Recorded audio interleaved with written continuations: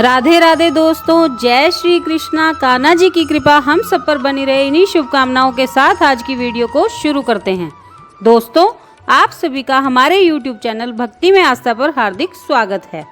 आज की इस वीडियो में हम आपको श्रीमद् भगवद गीता जी के 7वें अध्याय को पढ़कर सुनाएंगे। आप सभी से रिक्वेस्ट है कि वीडियो को पूरा और ध्यान से सुनिएगा। चलिए शुरू करते हैं। बोलिए श्री कृष्ण भगवान की जय।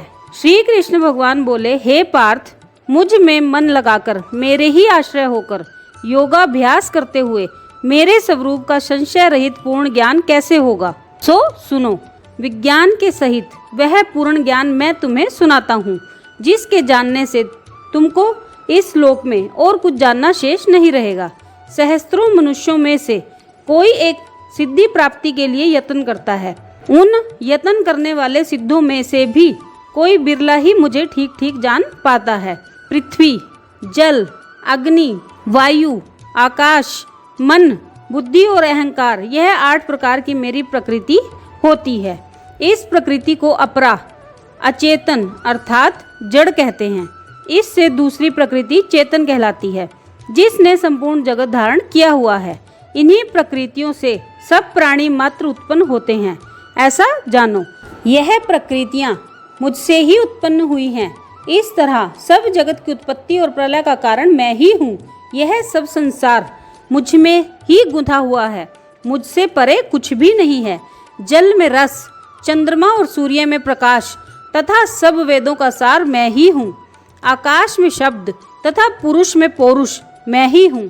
हे अर्जुन, पृथ्वी में सुगंध तथा अग्नि में तेज रूप मैं ही हूँ।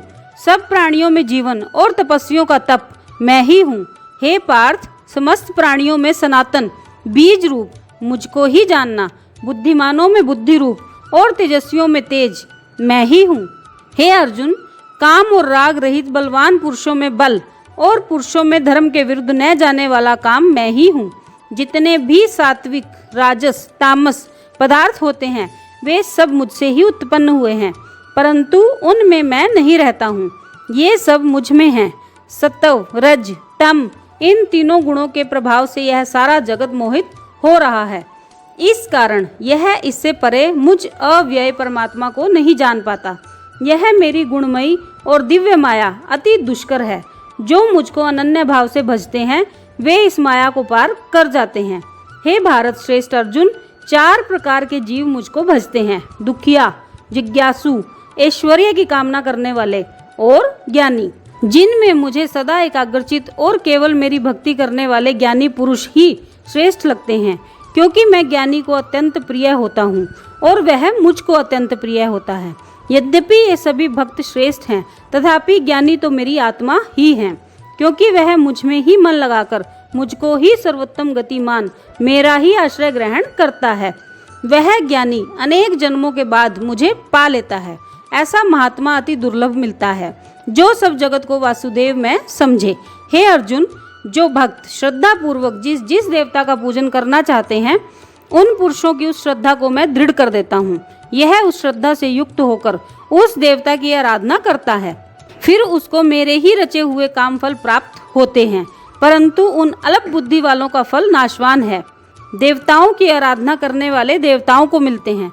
मेरे अव्यय, अविनाशी, अत्युत्तम स्वरूप को न जानकर मंद बुद्धि लोग मुझे अव्यक्त को व्यक्त अर्थात देहधारी मान लेते हैं। मैं योग माया से आच्छादित होने के कारण सबको नहीं दिखता हूँ। उसी से मूढ़ लोग अनादि तथा अविनाशी मुझको जान नहीं पाते।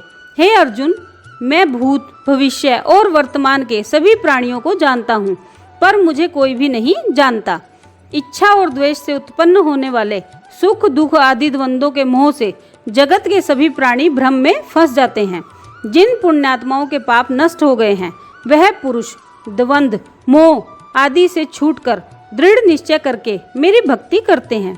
जो आश्रय लेकर जीवन मरण से दूर करने के अर्थ प्रयत्न करते हैं, वे पुरुष ब्रह्म, आत्मज्ञान और संपूर्ण कर्म को जानते हैं।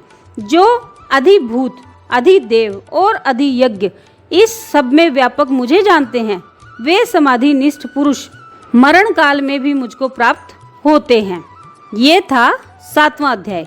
7वें अध्याय का महात्म्य। बोलिए श्री कृष्ण भगवान की जय।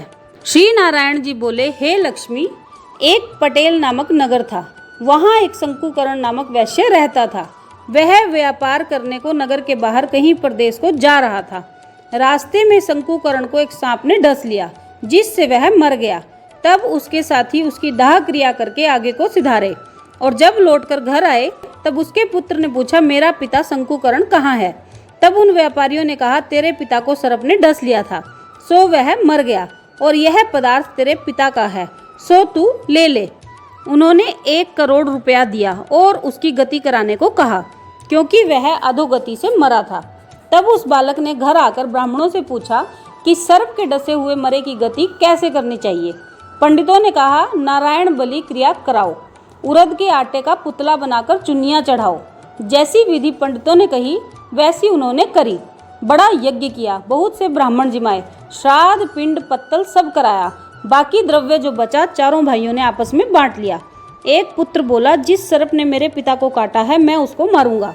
उसने व्यापारियों से पूछा, मुझे वह जगह बताओ जहाँ मेरा पिता शंकुकरण मरा है।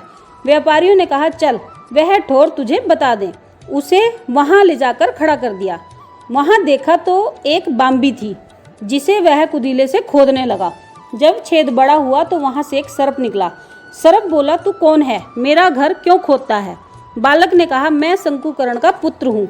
जिस सर्प ने मेरे पिता को मारा है उसे मैं मारूंगा। तब सर्प बोला, हे पुत्र, मैं ही तेरा पिता हूँ। तू मुझे इस अधम देह से छुड़ा और मुझे मत मार। वह मेरा पूर्व का कर्म था, सो मैंने भोग लिया। तब पुत्र ने कहा, हे पिता, कोई यत्न बताओ जिससे कि तुम्हारा उद्धार हो सके। तब उस सर्प ने कहा, हे पुत्र, किसी गीता पाठी ब्राह्मण को घर में भोजन कराओ और उसकी सेवा करो, तो उसके आशीर्वाद से ही मेरा कल्याण हो पाएगा। जब उस बालक ने अपने घर और नगर से जितने गीता जी का पाठ करने वाले थे सबको बुलाकर श्री गीता जी के 7वें अध्याय का पाठ कराया और उनको भोजन करवाया, और जब उन साधु ब्राह्मणों ने आशीर्वाद दिया तब तत्काल उसका पिता अधम देह से छूटकर देव देही पाकर विमान पर चढ़कर आकाश मार्ग को जाता हुआ अपने पुत्र को धन्य धन्य कहता हुआ वैकुंठ धाम को प्राप्त हुआ। तो दोस्तों, ये था श्रीमद् भगवत गीता का 7वां अध्याय और उसका महात्म्य। आप सबने वीडियो को ध्यान से सुना, इसके लिए आपका धन्यवाद। आज की वीडियो में बस इतना ही। कल फिर मिलते हैं एक और नई वीडियो के साथ। तब तक स्वस्थ रहिए, मस्त रहिए और अपना और अपनों का ख्याल रखते रहिए। राधे राधे दोस्तों, जय श्री कृष्णा, जय माता दी।